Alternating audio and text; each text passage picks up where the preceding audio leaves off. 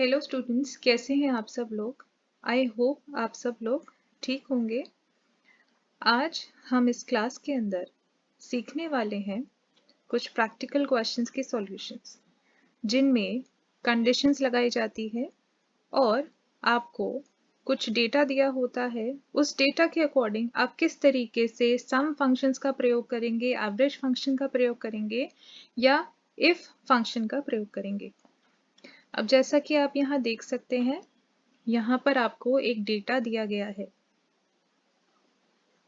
इस डेटा में आपको कॉलम दिया गया है वेजिटेबल्स का, उसके साथ में वेजिटेबल्स के प्राइस, क्वांटिटी आपको दे रखी है।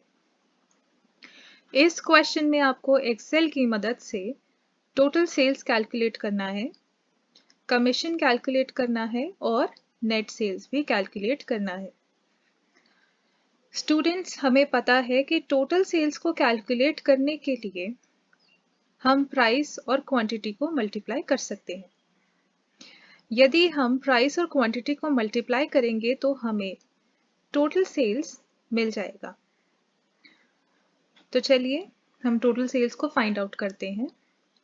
इज इक्वल्स टू का साइन लगाएंगे, प्राइस का कॉलम सेलेक्ट करेंगे, उसे मल्टीप्लाई करेंगे क्वांटिटी के कॉलम के साथ और फिर एंटर प्रेस करेंगे। आप यहाँ देख सकते हैं कि हमारा टोटल सेल्स आ गया है। अब टोटल सेल्स के कॉलम को फिल करने के लिए हम इस फॉर्मूला को कॉपी करके पेस्ट कर देंगे उस सेल तक जहां तक हमें टोटल सेल्स जनरेट करना है। आप देख सकते हैं यहाँ पर हमारे पास 5 ऑब्जर्वेशंस है, तो यहाँ हमने 5 जो है सेल का अभी टोटल सेल्स निकाल लिया है, वो भी पहले सेल से उसे ड्रैग करके। ठीक है, तो इस तरीके से आप फर्स्ट सेल में कैलकुलेशंस करके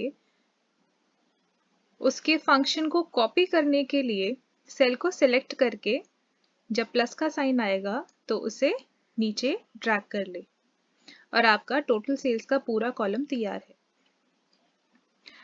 अब नेक्स्ट जो कॉलम है हमारा वो है कमीशन। स्टूडेंट्स, यहाँ हम देख सकते हैं कि कमीशन को फाइंड आउट करने के लिए हमें कुछ कंडीशंस दे रखी हैं। इन कंडीशंस के अकॉर्डिंग अगर टोटल सेल्स 1 लाख से नीचे है तो कमीशन 0% होगा। यदि टोटल सेल्स 1 लाख से 2 लाख के बीच है तो कमीशन 12% होगा और यदि 2 लाख से ऊपर के टोटल सेल्स हुए हैं तो कमीशन 14% तक चार्ज किया जाएगा। अब यहाँ आप देख सकते हैं कि आपको क्लास इंटरवल्स दे रखे हैं और उन क्लास इंटरवल्स के अकॉर्डिंग हमने देखना है कि जो हमारा टोटल सेल्स है वो कहाँ लाई करता है। तो आप यहाँ पर क्योंकि देख सकते हैं कि आपको कमीशन को कैलकुलेट करने के लिए 3 डिफरेंट कंडीशंस दी गई हैं, इसीलिए हम यहाँ पर कमीशन को कैलकुलेट करने के लिए इफ फंक्शन का प्रयोग करेंगे। तो चलिए हम कमीशन को फाइंड आउट करते हैं, लेकिन क्योंकि यहाँ पर एक से ज्यादा कंडीशन दी गई है, इसीलिए हम जानते हैं कि जब भी एक से ज्यादा कंडीशन आपको किसी सॉल्यूशन को फाइंड आउट करने के लिए दी जाती है तो हम इफ्स फंक्शन का यूज करते हैं, क्योंकि इफ्स फंक्शन में मल्टीपल कंडीशंस लगाई जा सकती है और मल्टीपल कंडीशंस के साथ में रिजल्ट को ऑब्टेन किया जा सकता है। चलिए हम इफ्स फंक्शन का यूज करते हैं। हमने इफ्स के इनिशियल टाइप किए, सजेशन में हमें इफ्स फंक्शन आ गया। अब हमें हमारा पहला लॉजिक लगाना है, यानी जो हमारा लॉजिकल टेस्ट है। हमारा लॉजिकल टेस्ट ये है कि अगर टोटल सेल्स जो है जितना भी अमाउंट है उसके हिसाब से ही हमारा जो कमीशन है वो कैलकुलेट किया जाएगा। तो यहाँ पर हम सबसे पहले टोटल सेल्स के सेल को सिलेक्ट करेंगे, उसके बाद हम देखेंगे कि हमें कमीशन कैलकुलेट करने के लिए सबसे पहली कौन सी कंडीशन है जिसे फॉलो करना है। तो हमारी सबसे पहली कंडीशन हम यहाँ देख सकते हैं कि अगर टोटल सेल्स 1 लाख से नीचे है तो कमीशन 0 होगा। चलिए अब हम अपनी कंडीशन लगाते हैं। अगर टोटल सेल्स यानी कि ये जो सेल है जो हमने सिलेक्ट किया है, यदि ये 1 लाख से कम है, तो अगर हमें इसे 1 लाख से कम दिखाना है तो हम लेस देन साइन का इस्तेमाल करेंगे।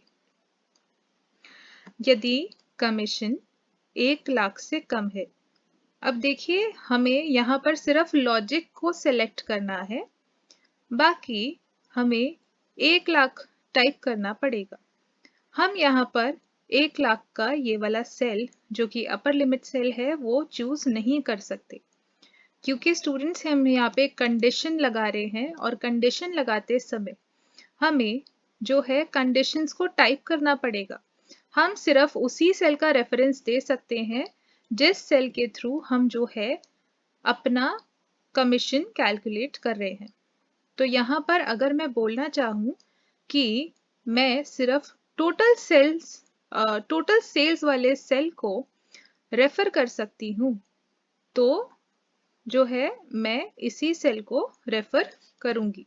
उसके अलावा मुझे इस फंक्शन में हर एक चीज, हर एक कंडीशन जो कि यहाँ दे रखी है कमीशन को कैलकुलेट करने के लिए, वो टाइप करनी पड़ेगी। मैं यहाँ पर सेल रेफरेंसिंग का यूज नहीं कर सकती। तो अगर मैं कहना चाहूँ कि टोटल सेल्स हमारा यदि 1 लाख से कम है तो मुझे इसे टाइप करके लिखना पड़ेगा।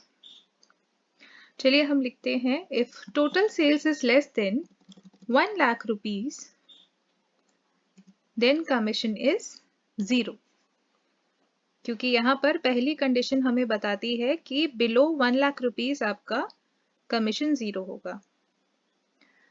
अब ये पहली कंडीशन हमारी पूरी हो चुकी है। फिर से कॉमा लगाएंगे ताकि हम अपनी दूसरी कंडीशन को फुलफिल कर सके। तो हमारी दूसरी कंडीशन कहती है कि यदि टोटल सेल्स जो है 1 लाख से 2 लाख के बीच में है तो हमें 12% कमीशन चार्ज होगा। स्टूडेंट्स, हम यहाँ पर जब भी लिमिट लगाएंगे तो जो हमारी अपर लिमिट्स है हम बस उसको कंसिडर करेंगे, हम लोअर लिमिट्स को कंसिडर नहीं करेंगे, क्योंकि आप जब भी क्लास इंटरवल्स लेते हैं उसमें अपर लिमिट को ही आप मेंशन करते हैं। लोअर लिमिट्स को मेंशन करना जरूरी नहीं, क्योंकि वो लास्ट आपका जो कंडीशन थी उसमें आपने मेंशन कर दिया है। ठीक है, तो अब यहाँ पर हम देख सकते हैं कि जो आपका सेकेंड क्लास इंटरवल है वो 1 लाख से 2 लाख के बीच में है। तो इस इंटरवल को कंडीशन में लगाने के लिए हम ये लिखेंगे कि यदि टोटल सेल्स यानी कि जो आपका टोटल सेल्स का सेल है यहाँ पर D5, यदि वो 2 लाख से कम है तो हम लेस देन का साइन लगाएंगे। यदि टोटल सेल्स का सेल 2 लाख से कम है तो हमें 12% कमीशन चार्ज होगा। अब ये जो 12% कमीशन है उसको कैलकुलेट करने के लिए हम फिर से टोटल सेल्स वाला सेल सिलेक्ट करेंगे और इसके साथ में मल्टीप्लाई करेंगे 12% को, फिर से कॉमा लगाएंगे। अब कुछ स्टूडेंट्स का ये डाउट हो सकता है कि यहाँ पर हमने 2 लाख ही क्यों लिया, हमने यहाँ पर जो है ये क्यों लिखा कि अगर आपका टोटल सेल्स 2 लाख से नीचे है, क्योंकि अगर हम ये लिखेंगे कि आपका टोटल सेल्स 2 लाख से नीचे है तो क्या पता ऐसा भी हो सकता है कि यहाँ पर जो D5 हमने सेलेक्ट किया है वो 1 लाख से नीचे हो। तो इस सिचुएशन में स्टूडेंट्स मैं आपको बताना चाहती हूँ कि ये हमारी सेकंड कंडीशन है जो हमने सेलेक्ट की है। इससे पहले भी हम एक कंडीशन दे चुके हैं और उस कंडीशन में जो अपर लिमिट थी वो है 1 लाख की। तो क्योंकि हम फर्स्ट लिमिट में 1 लाख का अपर लिमिट दे चुके हैं तो ऑटोमेटिकली अगर हम सेकंड कंडीशन में कहते हैं कि अगर आपकी जो टोटल सेल्स है वो 2 लाख से नीचे हुई है तो आपको 12% कमीशन चार्ज किया जाएगा। ऑटोमेटिकली एक्सेल ये डिटेक्ट करेगा कि आपने फर्स्ट कंडीशन में अपर लिमिट 1 लाख रुपए दी है। तो सेकंड कंडीशन में अगर हम कहते हैं कि हमारा अगर टोटल सेल्स 2 लाख से नीचे है तो एक्सेल अपने आप समझ जाएगा कि फर्स्ट कंडीशन में 0 से लेकर 1 लाख के बीच जितनी भी टोटल सेल्स हुई है उसमें कमीशन 0 होगा। और जो सेकंड आपका कंडीशन है उसमें क्लास इंटरवल 1 लाख से 2 लाख है, क्योंकि इससे पहले वाली कंडीशन में आप अपर लिमिट 1 लाख रुपए दे चुके हो। तो अब 1 लाख के बाद की ही अमाउंट्स आपको यहाँ पर सेकंड कंडीशन के अंदर अप्लाई कर सकते हो, क्योंकि 1 लाख से नीचे की अगर टोटल सेल्स है तो वो फर्स्ट कंडीशन को बिलोंग करेगी और आपका जो कमीशन है वो ऑटोमेटिकली 0 जनरेट हो जाएगा।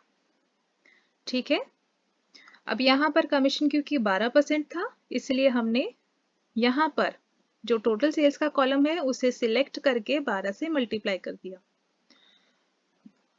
अब हम अपनी तीसरी कंडीशन पे चलते हैं। ध्यान से देखिए बच्चे, यहाँ पर लिखा है कि अगर हमारा टोटल सेल्स 2 लाख से ऊपर है तो हमें 14% का कमीशन चार्ज किया जाएगा।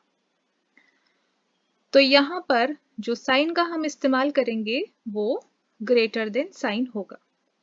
तो इसके लिए हम क्या करेंगे, सबसे पहले टोटल सेल्स के कॉलम को सिलेक्ट करेंगे, ग्रेटर देन का साइन लगाएंगे, क्योंकि हम यहाँ पर कहना चाहते हैं कि ये अगर हमारा टोटल सेल्स जो सेल हमने रेफर किया है उसके अंदर जो अमाउंट है यदि वो 2 लाख से ऊपर है तो यहाँ हम टाइप कर देते हैं, यदि ये अमाउंट 2 लाख से ऊपर है तो जो कमीशन चार्ज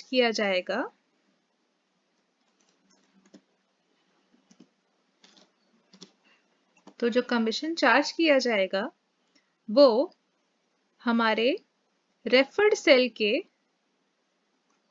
14% होगा।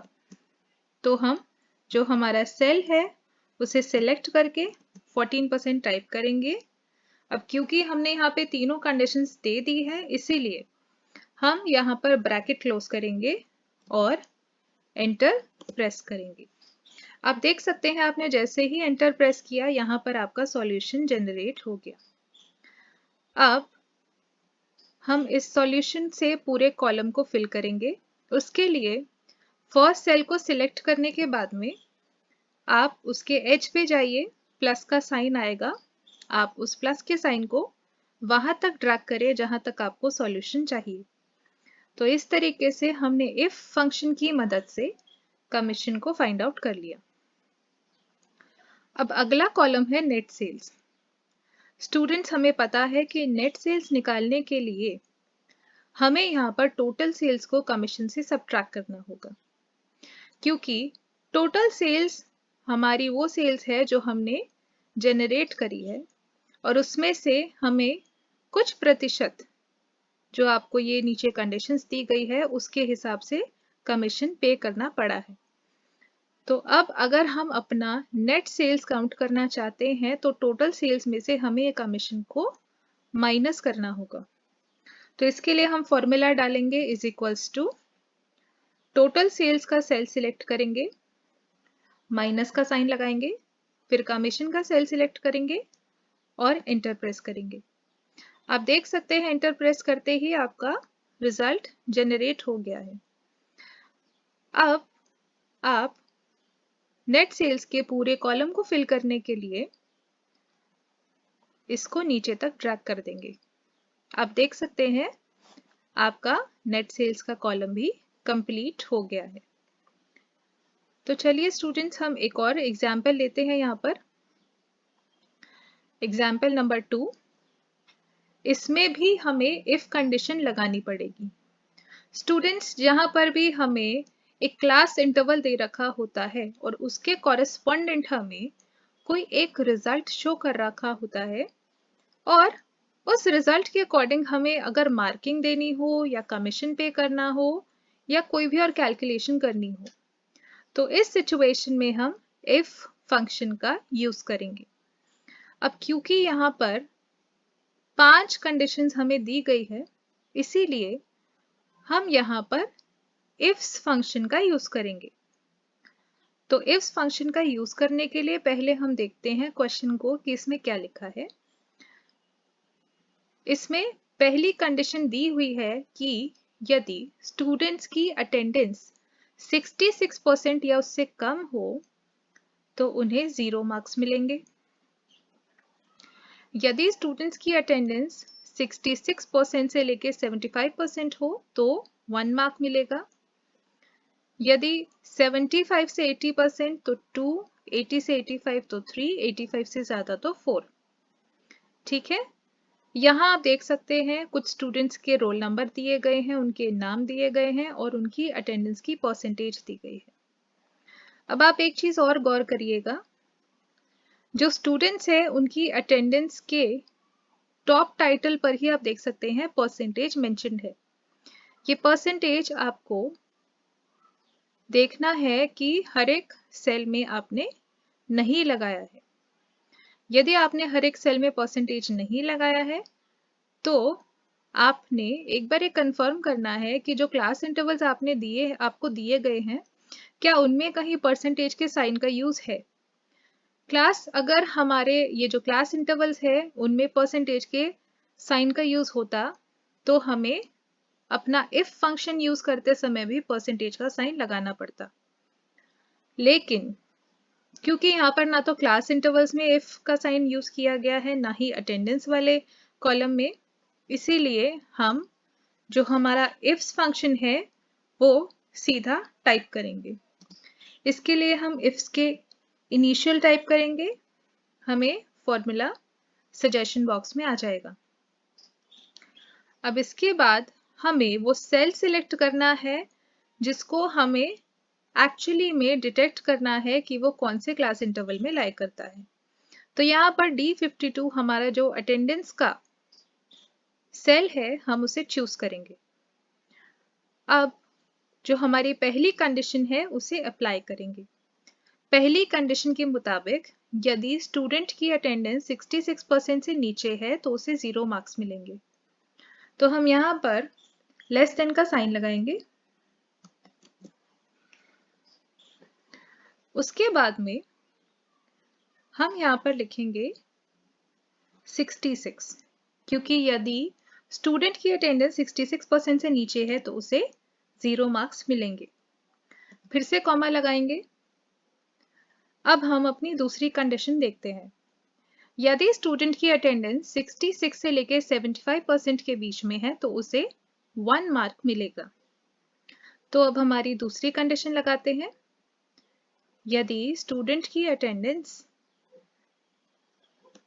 66% से 75% के बीच में है। क्लास मैंने आपको अभी इससे पहले वाले क्वेश्चन में बताया था कि जो अपर लिमिट्स हैं हम सिर्फ उनको ही कंसिडर करते हैं सॉल्यूशंस को फाइंड आउट करने के लिए। तो इफ फंक्शन में हम सिर्फ जो अपर लिमिट है हर एक क्लास इंटरवल की उसी को यूज करेंगे फॉर्मूला में पुट करने के लिए। तो हम यहाँ पर टाइप करेंगे 75, क्योंकि यदि स्टूडेंट की अटेंडेंस 75% से नीचे है लेकिन 66% से ऊपर है तब उसको 1 मार्क मिलेगा। अब तीसरी कंडीशन लगाएंगे। उसके लिए फिर से अटेंडेंस वाला सेल सिलेक्ट करेंगे। इस कंडीशन में बताया है कि यदि स्टूडेंट की अटेंडेंस 75 से 80% तक की होगी तो उसे 2 मार्क्स मिलेंगे।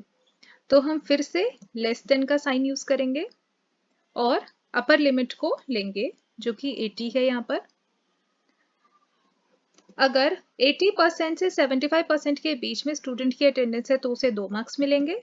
तो हम अपना जो क्राइटेरिया है वो लिखेंगे, कॉमा लगाएंगे। अब जो हमारी चौथी कंडीशन है उसको देखते हैं। चौथी कंडीशन के मुताबिक अगर स्टूडेंट की अटेंडेंस 80% से 85% तक है तो उसे 3 मार्क्स मिलेंगे। इस कंडीशन को फिल करने के लिए सबसे पहले अटेंडेंस का कॉलम चूज करेंगे, उसके बाद लेस देन का साइन लगाएंगे अपर लिमिट लिखेंगे, कॉमा लगाएंगे, जितने मार्क्स अलॉट होने हैं वो लिखेंगे। अब हमारी तीसरी कंडीशन भी फुलफिल हो गई है, सॉरी हमारी चौथी कंडीशन भी फुलफिल हो गई है। अब हम यहाँ पे अपनी फाइनल और पांचवी कंडीशन लिखेंगे। यदि स्टूडेंट्स के अटेंडेंस 85% से ऊपर है तो उसे 4 मार्क्स मिलने चाहिए। यहाँ हम देख सकते हैं कि यहाँ पर मोर देन लिखा है, तो हम अटेंडेंस का जो कॉलम है उसे सिलेक्ट करेंगे और यहाँ पर लेस देन की बजाय मोर देन का साइन लगाएंगे, क्योंकि अगर स्टूडेंट की अटेंडेंस 85% से ऊपर है तो उसे 4 मार्क्स मिलेंगे। तो इस कंडीशन को लगाने के लिए हम यहाँ पे ग्रेटर देन साइन का इस्तेमाल करेंगे। उसके बाद क्योंकि यहाँ पर अपर लिमिट नहीं है, इसलिए हम फाइनल क्लास इंटरवल के लिए उसकी लोअर लिमिट ही लिखेंगे, क्योंकि यहाँ पर जो आपका साइन है वो चेंज हो गया है, इसलिए हम यहाँ पे फाइनल जो आपका क्लास इंटरवल है उसे लिखने के लिए जो लोअर लिमिट है उसी को यूज करेंगे। कॉमा लगाएंगे, 4 मार्क्स लिखेंगे। अब हम देखेंगे कि हमारी सारी कंडीशंस फुलफिल हो चुकी है और हमने अपना फॉर्मूला पूरे तरीके से टाइप कर लिया है। ब्रैकेट क्लोज करेंगे, एंटर प्रेस करेंगे। आप देख सकते हैं यहाँ पर आपको एक रिजल्ट जनरेट हुआ है। मार्क्स के कॉलम को फिल करने के लिए हम इसे नीचे तक ड्रैग कर देंगे। जैसे ही हम नीचे तक इसको ड्रैग करेंगे, आप देख सकते हैं स्टूडेंट्स को उनकी अटेंडेंस के परसेंटेज के हिसाब से मार्क्स मिले हैं। एक बारी हम कंफर्म करेंगे कि जो आंसर हमने जनरेट किया है क्या वो ठीक है या नहीं। पहले स्टूडेंट की अटेंडेंस आप देख सकते हैं कि 50 है, दूसरे की 65। यहाँ पर पहली कंडीशन के मुताबिक लिखा है कि अगर स्टूडेंट की अटेंडेंस 66% से नीचे है तो उसे 0 मार्क्स मिलेंगे। तो यहाँ पर ये दोनों ही स्टूडेंट्स की अटेंडेंस 66% से नीचे है। तीसरा जो स्टूडेंट है उसकी अटेंडेंस 78% है, जो कि आपके तीसरे क्लास इंटरवल पे लाई करती है। आप देख सकते हैं इसे 2 मार्क्स मिले हैं, 82 वाले को 3 मार्क्स मिले हैं। तो इसका मतलब हमने जो यहाँ पर इफ फंक्शन का यूज किया है वो बिल्कुल सही है। तो इसी तरीके से स्टूडेंट्स आपको इफ फंक्शन का इस्तेमाल करना है और उसके अकॉर्डिंग आपको आंसर्स को जनरेट करना है। आई होप आपको ये वीडियो समझ आया होगा, अच्छा लगा होगा और आप इन क्वेश्चंस को अब खुद अटेम्प्ट करके देखिए और उसके बाद में मुझे कमेंट करके बताइए कि क्या आपको ये सॉल्यूशंस मिल गए या आपने कहीं कोई डिफिकल्टी फेस करी। Thank you so much.